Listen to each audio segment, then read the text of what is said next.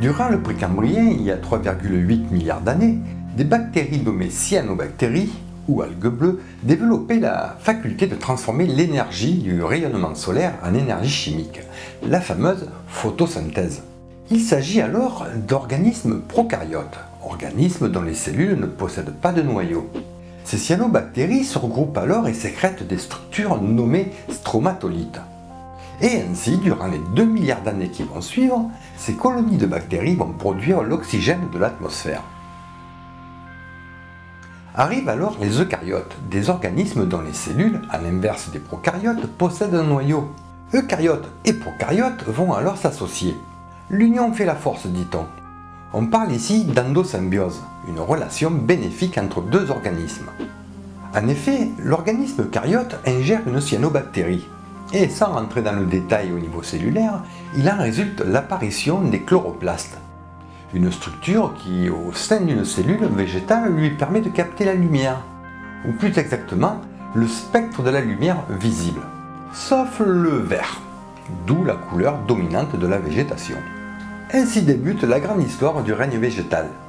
Bonjour à toutes et à tous, aujourd'hui nous allons nous intéresser à la paléobotanique.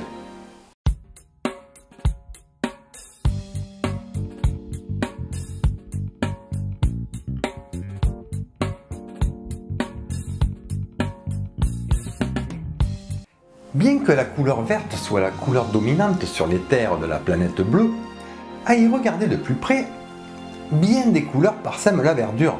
Il s'agit des fleurs et des fruits. À l'image du monde animal, qui se pare de formes et de couleurs chatoyantes pour parader lors des périodes de reproduction, cette végétation en évoluant a développé un stratagème de reproduction bien particulier, la couleur.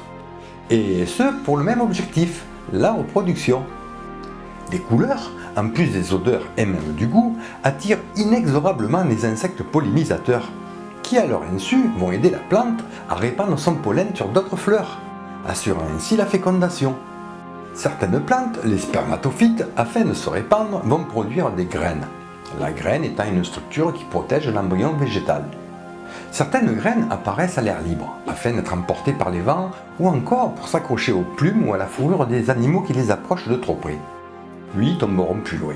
Et si les conditions sont favorables, germera et donnera naissance à une nouvelle plante. Par ailleurs, toujours dans le but de se répandre, une certaine famille végétale développe le fruit. Le fruit, un petit conteneur qui transporte les graines pollinisatrices. Tout comme les fleurs, le fruit se pare de couleurs attrayantes afin de se faire manger par le premier herbivore venu. Dans ce cas-là, l'animal mange le fruit, mais ne digère pas ses graines, et celles-ci seront répandues alentour, lors de la défécation. Ingénieux, n'est-ce pas? Cela dit, tous les fruits ne sont pas comestibles, et d'autres stratagèmes seront employés. Quoi qu'il en soit, les plantes à fleurs n'ont pas toujours été la végétation dominante. En effet, comme nous allons le voir, dans le monde végétal, les plantes à fleurs, ou à fruits, sont relativement jeunes. On appelle ce type de plantes les angiospermes, par opposition aux gymnospermes, comme les conifères, pins, sapins, cyprès ou encore les gigantesques séquoias, qui eux ne produisent pas de fleurs ou de fruits. Pour vous faire une idée, sachez que nous connaissons à ce jour pas loin de 370 000 espèces d'angiospermes pour 800 000 espèces de gymnospermes. Et je n'ose même pas imaginer le nombre d'espèces qui ont disparu au cours des derniers 500 millions d'années. Alors justement, partons 500 millions d'années en arrière. Nous sommes à une période nommée le Cambrien. À ce moment de l'histoire, les terres émergées sont totalement dénuées de toute végétation. Les formes de vie primitives foisonnent dans les océans du globe, mais sur Terre, c'est la désolation, si ce n'est quelques lichens qui se développent sur les environnements côtiers. La végétation proprement dite commence, pense-t-on, réellement la colonisation des terres un peu plus tard, au cours de la période nommée Silurien. Pour info, à ce moment, dans les océans, ce sont les scorpions de mer géants qui règnent en maître, ainsi que les premiers poissons placodermes. Nous sommes à quelque chose près 430 millions d'années en arrière, lorsque sur le littoral, les mousses commencent à apparaître. Et là où la mer dépose des sédiments, prend pied une plante primitive, une plante nommée Cooksonia. Il s'agit d'une petite plante arborant une tige de quelques centimètres de hauteur surmontée d'une structure nommée sporange. Une structure qui, comme son nom l'indique, produit des spores qu'elle diffuse au gré des vents afin de se reproduire. Durant les millions d'années qui suivent, les plantes évoluent et se dotent de cellules spécialisées qui leur permettent le transport de l'eau et des nutriments vers les organes situés en hauteur, un système vasculaire. Par ailleurs, mues par leur appétit pour l'énergie solaire, ces plantes primitives développent une sorte de squelette hydraulique leur permettant d'aller chercher plus haut les rayons du soleil, et d'une couche de cire protectrice leur permettant de supporter la gravité et la sécheresse. Suite à quoi apparaissent de minuscules orifices appelés stomates leur permettant une respiration aérienne. En outre, vu la faible quantité de nutriments dans les sols, car en fait le sol à proprement parler n'existe pas encore, à ce moment de l'histoire il ne s'agit que de roches. Elles développent donc des tiges souterraines, les rhizomes, pour s'ancrer dans les creux ou autres interstices de la roche et faisant office de réserve d'énergie pour la plante. Notez que les rhizomes ne sont pas des racines, ça pousse horizontalement, c'est vert et ça possède des bourgeons, tout au moins pour les rhizomes actuels, comme le gingembre, le manioc ou encore les asperges. Cependant, la végétation reste éparse. Il nous faut encore avancer dans le temps et attendre la période suivante, le Dévonien. Nous voilà donc il y a 380 millions d'années. En l'espace de quelques dizaines de millions d'années, la végétation s'est répandue sur tous les continents, bordant toutes les étendues d'eau. Les tiges sont désormais bien solides et les premières forêts primaires peuplées de Cladoxylopsida et d'Archéoptéris apparaissent dès la fin de cette période. Ce sont ces immenses forêts d'Archéoptéris et leurs racines bien développées qui ont certainement contribué à l'érosion et à la formation des sols. C'est aussi à ce moment que les premières plantes à feuilles larges font leur apparition, ce qui via la photosynthèse et l'oxygène qui en résulte contribue à l'enrichissement en oxygène de l'atmosphère de la planète. Petit aparté animal, les poissons cartilagineux ont fait leur apparition dans les océans, et les insectes qui ont suivi de près les plantes lors de la conquête des terres pullulent autour de ces dernières. Le grand nombre d'insectes apparaît comme une manne de nourriture, et cela a sans doute attiré les tétrapodes qui ont fait leur premier pas sur la terre ferme. Notez le conditionnel. Avançons de nouveau de quelques dizaines de millions d'années, nous voici au Carbonifère, il y a 300 millions d'années. Désormais, les terres sont recouvertes d'une épaisse jungle, la végétation est omniprésente.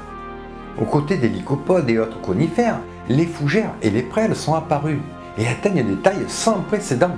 La course à la hauteur fait rage, c'est la compétition pour capter le moindre rayon de soleil.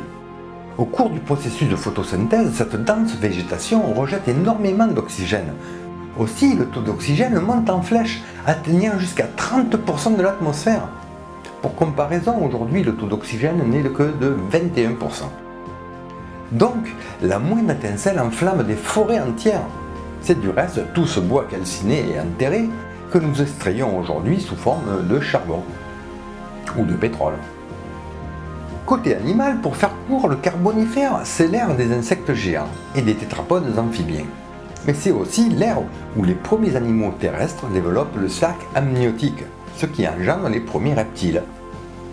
Nous voilà donc au Permien, la période qui va clore l'ère paléozoïque. Mais c'est aussi la période qui connaît un arbre dénommé Glossopteris. Et arrêtons-nous quelques instants sur cet arbre, car il a une histoire bien particulière. En effet, cet arbre et ses feuilles en forme de langue sont en partie responsables de la théorie d'Alfred Wegener, la dérive des continents. Je m'explique. Il s'avère que cet arbre aux feuilles abondantes était présent sur les terres permiennes d'Amérique du Sud, d'Afrique du Sud, de l'Inde et même de l'Australie. Ainsi, Alfred Wegener expliquait cette dispersion par le fait qu'au Permien, ces contrées, maintenant distantes de milliers de kilomètres, étaient réunies à un seul bloc, le Gondwana. Voilà comment une espèce végétale a contribué à comprendre la géologie de notre planète. Reprenons le fil de notre histoire. Durant les dizaines de millions d'années qui suivent, tout comme pour la faune, la flore voit diverses espèces apparaître et d'autres s'éteindre. Les périodes passent, l'ère paléozoïque prend fin et laisse place au mésozoïque, l'ère qui voit l'avènement des mammifères et bien entendu des dinosaures. Cependant, la transition du paléozoïque au mésozoïque ne s'est pas faite sans mal. En effet, la pire des extinctions massives de l'histoire est passée par là, l'extinction Permien-Trias. Si au cours de ce cataclysme, plus de 90% des espèces animales, terrestres et marines confondues, ont disparu, il en va de même pour la flore, qui en est très affectée. Un grand nombre d'espèces ne passent pas le cap, notamment Glossopteris, cité précédemment.